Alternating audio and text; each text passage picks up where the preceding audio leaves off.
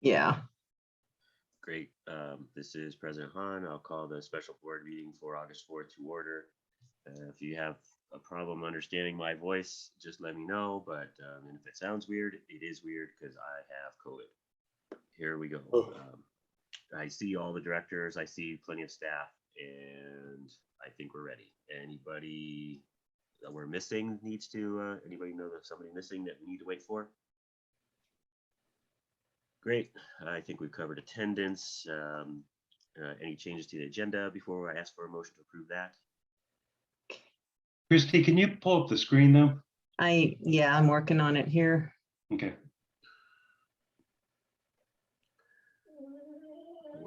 Would one of my colleagues like to move to approve our tonight's agenda? Move approval of the agenda. Second by Quinn. Got a motion by Grace, second by Quinn. Roll call vote, please. President or Director Grace. Aye. Director Jensen. Aye. Director Quinn. Aye. And I vote aye. That carries 4-0. Could you I can't tell if you're standing, but if you would like to stand, and let's respect our commonality under this nation with the Pledge of Allegiance. Ready, begin. I pledge Allegiance To the flag of of the United States of America and to the republic for which it stands, One nation. nation under God, indivisible, with liberty and justice for all. everyone. Disclosures by Board of Directors, Ms. McEwen. Board members are asked to disclose any outside communications with individuals and organizations that have an action item on this agenda that pertains directly to them or their specific personal or private interests, and which communication is not included or disclosed in the agenda package, so that all interested persons have an equal opportunity to express and represent their interests. Can't do it this time. Director Grace, do you have anything? Nothing, sir. Director Jensen, None.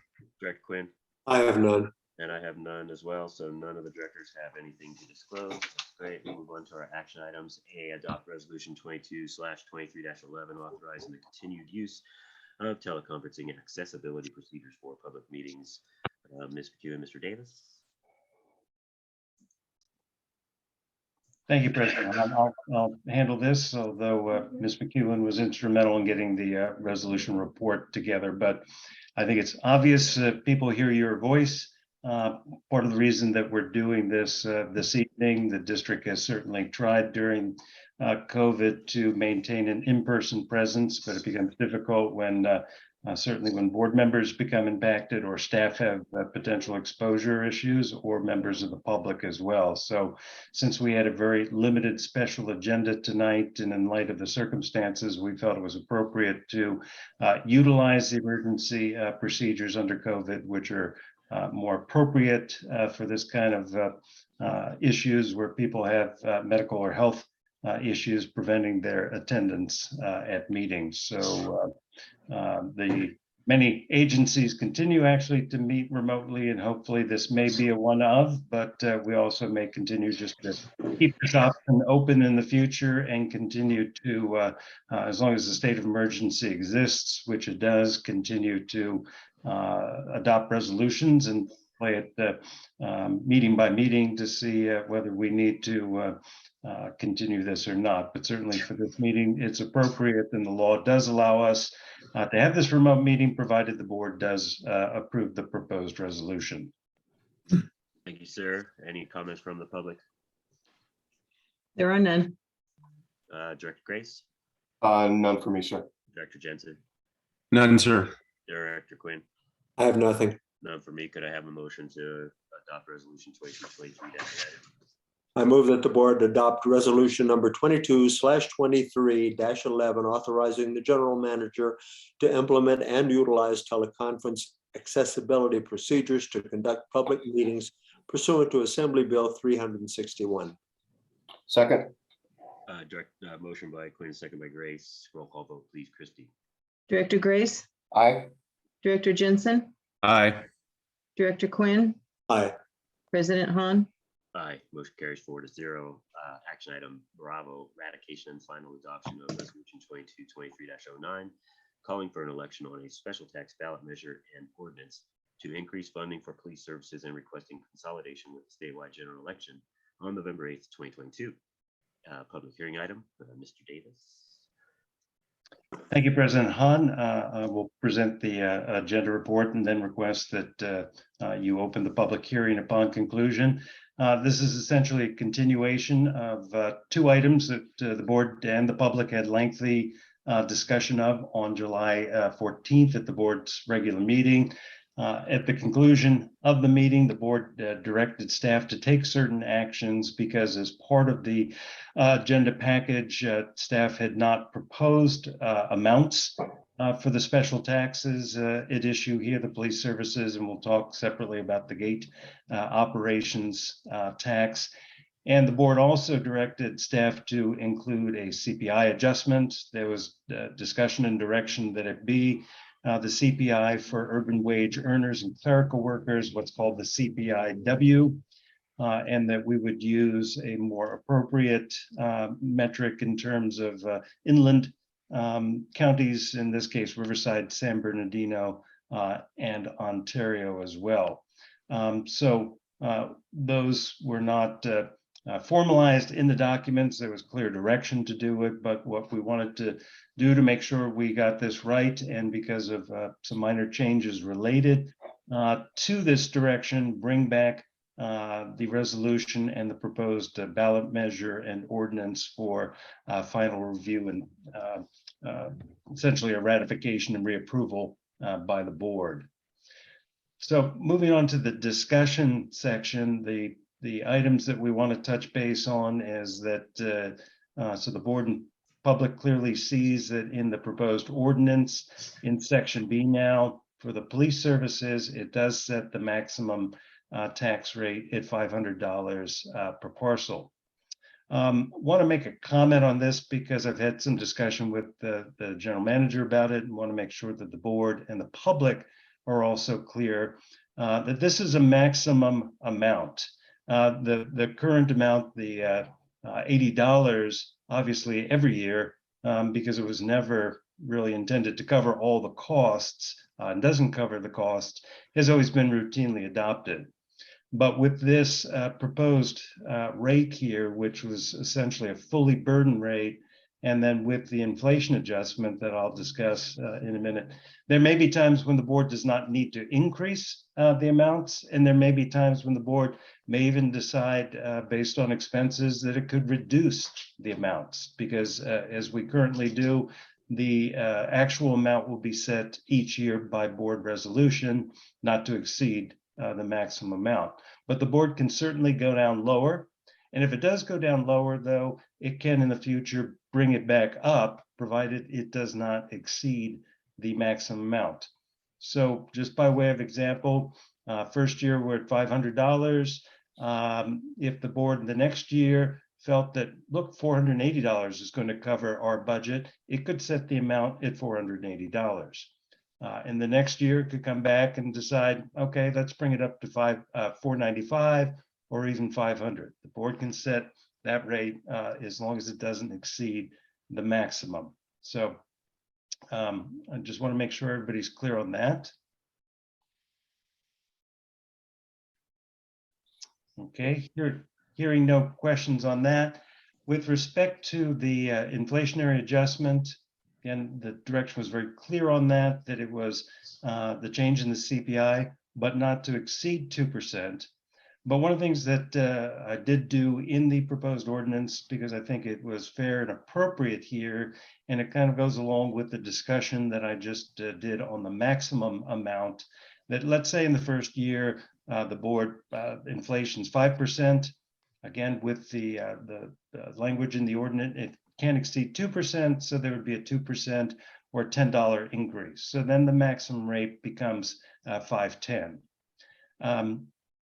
If that amount, $510, was good for 2 or 3 years and the board didn't make adjustments to it, I want to made it clear in the ordinance that there's no catch up on inflation. So if you don't use the CPI in any particular year, you can't do a catch up. So if you miss 2 or 3 years, you can't add 6% to the amount. It can only be 2% above the current maximum. I think the reason for that is because a significant CPI adjustment. I think the reason the board capped it at 2% is so that the public can know what the potential exposure is, and if there was any kind of catch up, that leads to potentially too much of a change for people. So I think that's a protection for our electors that wasn't discussed here, but I wanted to make sure that's in the last sentence of section 4C of the ordinance. Are there any questions on how that works? The kind of no carryover or credit of the CPI? Board, anyone? Looks good. Okay, Okay. go ahead, continue. And then, thank you. And then moving on, because, and I may ask General Manager Malinan to add to this, but essentially with the board's decision to take a fully burdened amount, the $500 per parcel, we did in the ordinance and in the ballot measure question here, expand the proposed uses of the funds that would be collected. Currently, as you know, it only covers personnel costs. The amount through the modeling that was presented to the public, and as General Manager Malinan explained at the meeting, not only covered salaries, but would also include administration, other operational costs. We discussed the need to include potential equipment, supplies, and support facilities as well. So those have been added. And actually in the ordinance itself, it also includes the cost of the audit that the board requested, and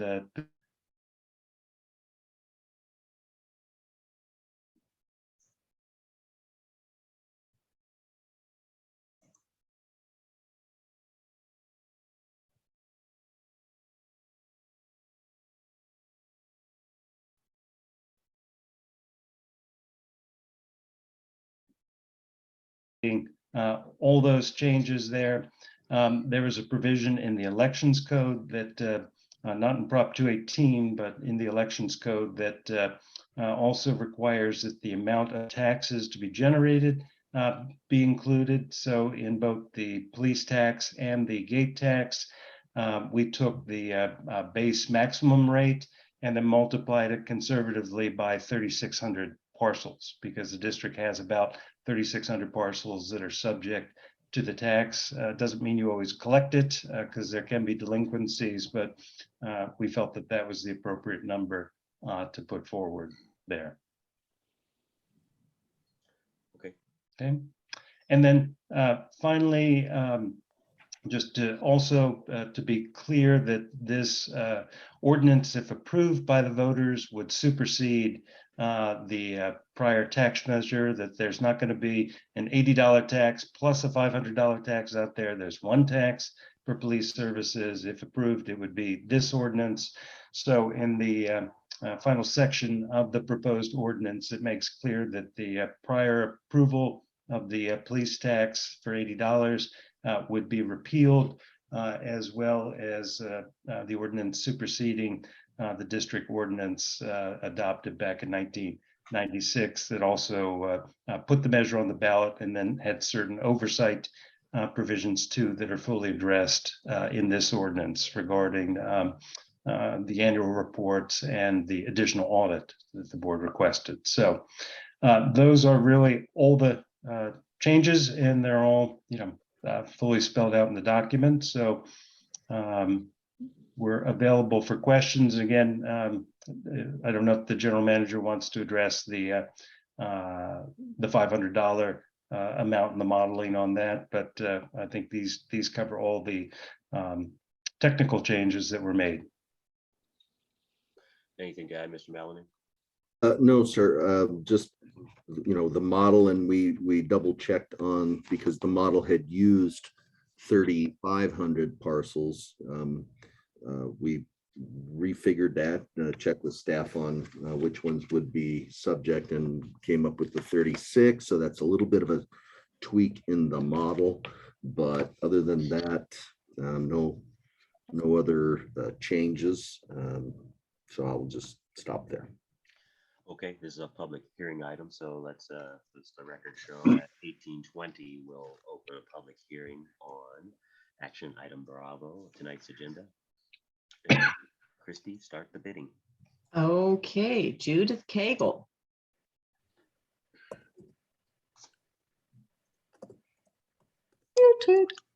Can you hear me now, Christy? We can hear you.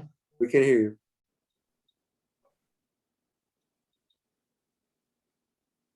Judith, go ahead.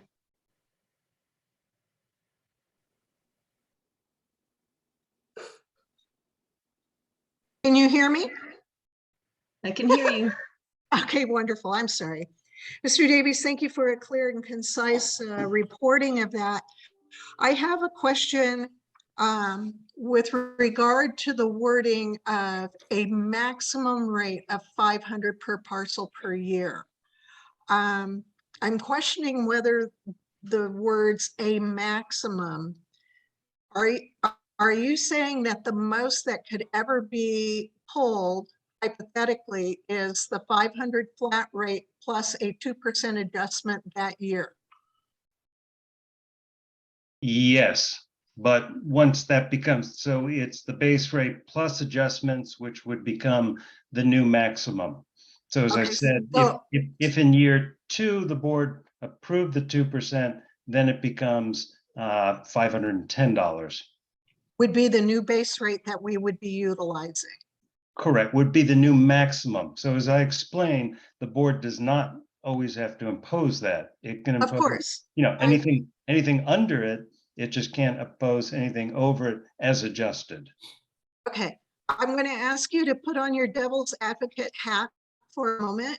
Let's say that we have a contingent of residents that didn't want this, and the next year the base rate becomes 510 plus a 2% CPI adjustment. Will they not look back at this and say, I was promised a maximum rate of $500 per parcel? I simply feel that the words "a maximum" should be removed.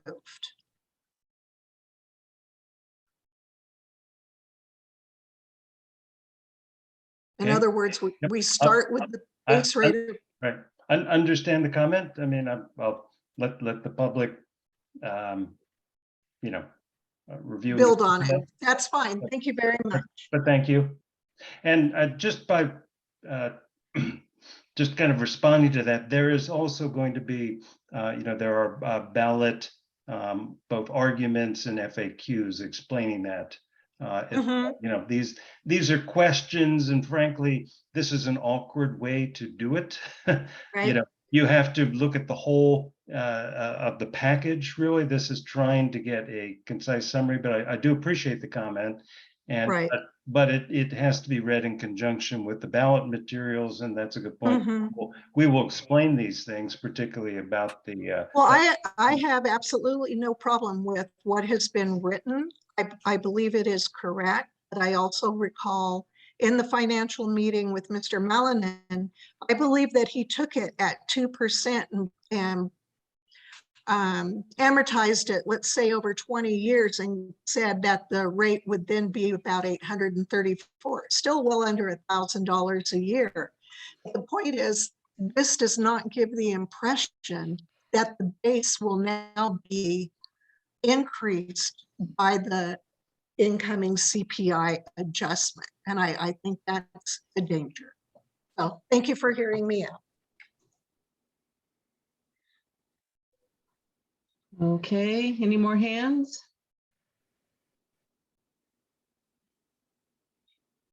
I have no more hands. Oh, Jiva.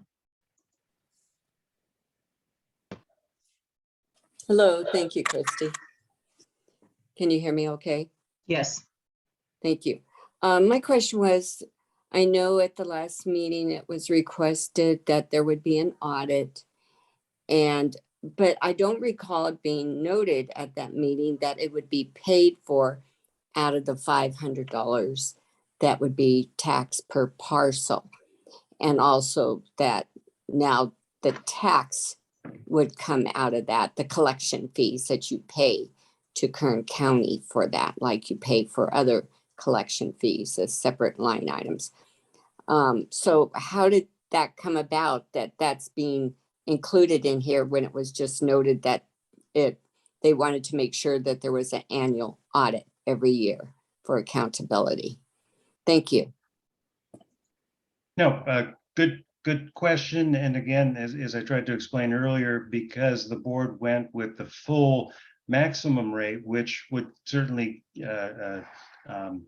is intended to cover all costs, as opposed to a situation where we are now, where we don't even get close to covering the personnel costs.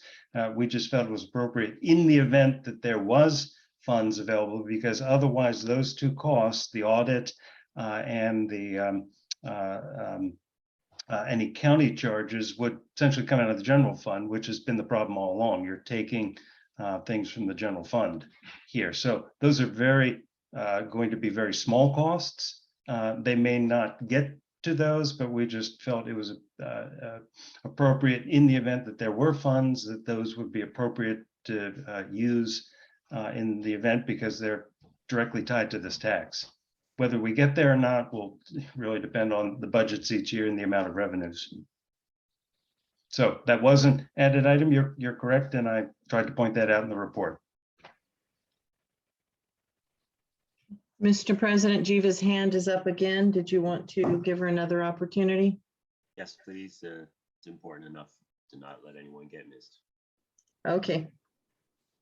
Thank you for that answer. I appreciate it. So when you say we, does that mean the board came together and agreed on this? Was this staff and management that put this in, and legal, of course, yourself? Because then, as I recall, when the 185 was going to be put on the ballot, they said, well, that's more than what is needed for the gate. So the general manager suggested we put back the overhead allocations. So if this is a case that we're trying to include all costs, should we not, in all fairness across the board, have them all done equally, put the overhead allocations back into the PD? And again, how was this come upon to be in here without mutual agreement from the board direction to include this additional cost, which I totally understand, but wondered how it came about. Thank you. Jiva, are you finished with your comments?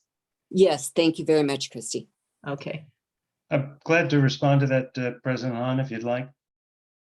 Yes, please. So again, this came out of the fact that, frankly, staff was surprised that the board had taken the action to do the fully maximum rate.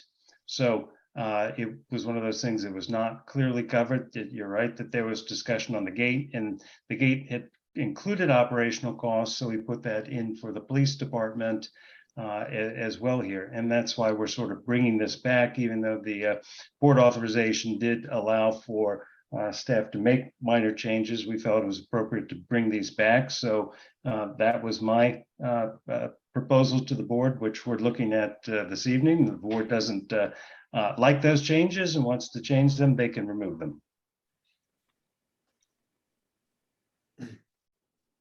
Okay, any more members of the public?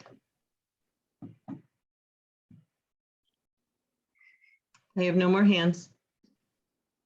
I have 1829. We'll close the public hearing on action item B. And Director Grace, you have the floor. I had no comments or questions, sir. Thank you, sir. Director Jensen.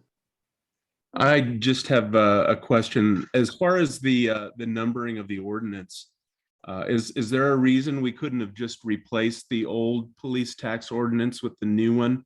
That way we don't end up having a kind of a superfluous ordinance in there, and it ends up getting codified with the rest of our district code, so that it's available to the public instead of just getting lost out there. So 10, 20 years from now, no one can find it.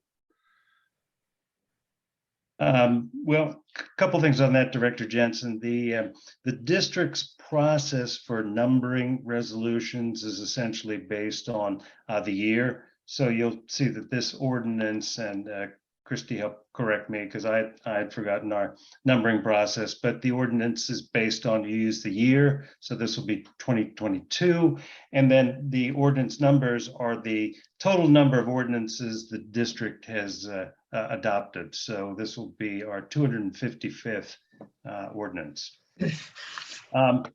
The prior actions were not codified. So keep in mind that the codification refers to putting things in the district code.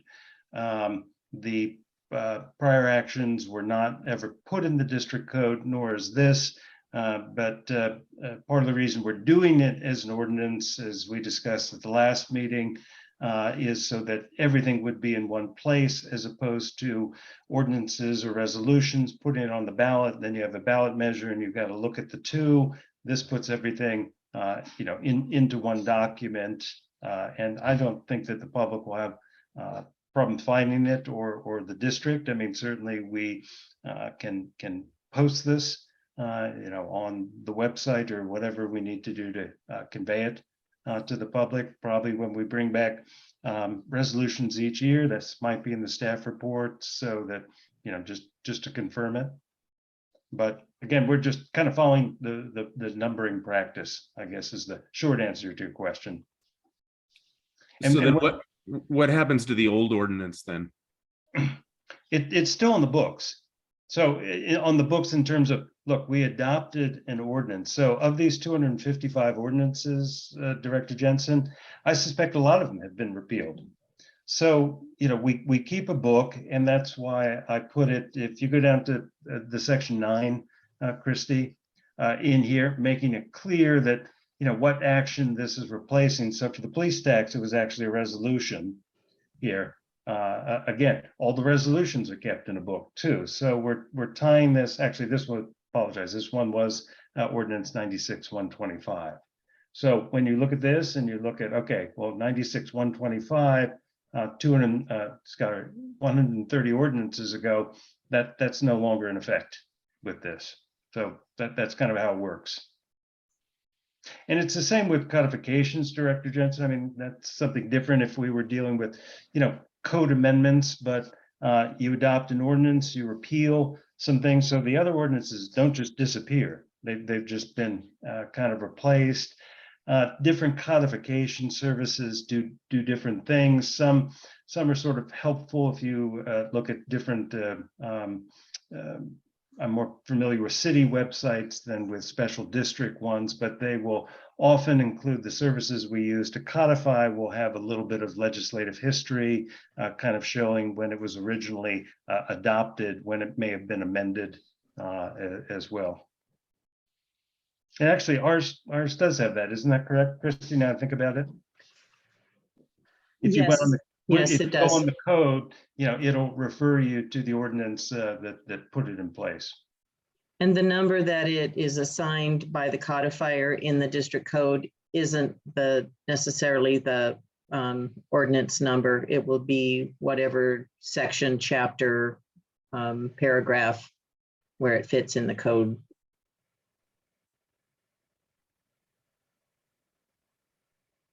Okay, was that all? Mhm. Okay.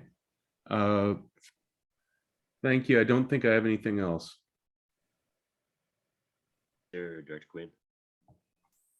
Yeah, the discussion reminds me of the 18th Amendment is still in the Constitution, but it was replaced by the 21st Amendment. So, the 18th wasn't, the wording wasn't changed. It's still in there. Other than that, I have no comment. Thank you. Right. So I think there's enough. I don't know if I'll still be on the board when this after it passes. If it passes, it's a tough hurdle. 66 2/3 is a tricky hurdle to get over. I'm hopeful that the members of the community see the importance of this measure to fully fund our police department, so that we can have fiscal sustainability to get things done. We showed a model, Bill's model, that the spreadsheet that said 185 would help us out for the next 20 years. So maybe the next board would maybe not jack it all the way to the 500 right away and see how that gets us. But that might not be up to me. Those are my comments. Would any of my colleagues like to put this forward with a motion? I'll yield to Director Grace. Thank you, sir. Mr. President, I move the Board of Directors adopt the revised version of Resolution 22/23-09, calling for an election on a special tax ballot measure and ordinance to increase funding for police services and requesting consolidation with the statewide general election on November 8th, 2022. Second. A motion by Grace, second by Quinn. Roll call vote, Ms. McEwen. Director Grace, Aye. Director Jensen, No. Director Quinn, Aye. President Han, Aye. Motion carries 3-1 with Director Jensen in dissent. Action item Charlie, ratification and final adoption of Resolution 22/23-10, calling for an election on a special tax ballot measure and ordinance to increase funding for gate operations and requesting consolidation with the statewide general election on November 8th, 2022. Public hearing item, Mr. Davis. Thank you, President Han. Can I get away with just saying ditto? I think you can for this With one. minor changes. But with that as a starting place, but all seriousness, the changes are essentially the same here, with the board taking the 185 rate, although the gate tax was fully burdened in the description before, so that remained the same, and we added the CPI adjustment. And Christy, if you'll go to the second page, similar to what we did with the police tax ordinance, in the ballot measure question, we simply took the 185, multiplied it by the 3,600 parcels to come up with approximately 665 here. And then also we added provision to clarify, per Director Jensen's comment, because it is helpful to clarify that this is clearly superseding the prior approval from the voters from 2006, if approved, as well as the board resolution that put that ballot measure before the voters back then. So essentially the same changes as the other one. So that is my longer ditto version. And Mr. Balanin.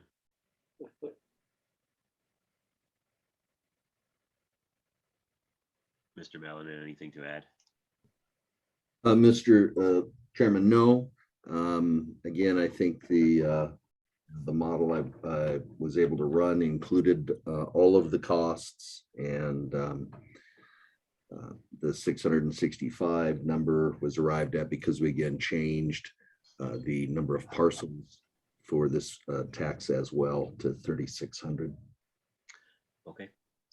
All right. I've got time 18:38, 1838 to open public hearing on action item Charlie. Ms. McEwen, take it away. Okay, Judith Cagle. I have to say that all I'm going to say is ditto as well. I believe the two words "a maximum" in front of rate are confusing, but I just wanted to put it out there. Thank you.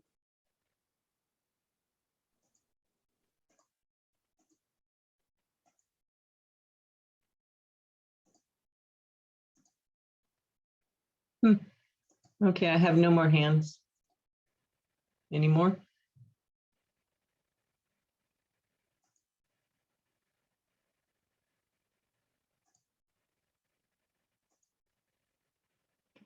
Well, it's not letting me lower Judith's hand, but I don't have any more.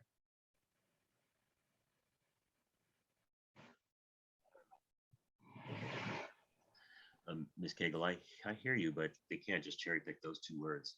They have to read the whole sentence, in my opinion, on that. I think I agree with the council.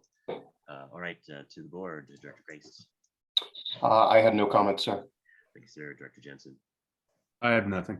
Director Quinn, Nothing, thank you. and I don't have anything either. Would one of my colleagues care to push this motion forward?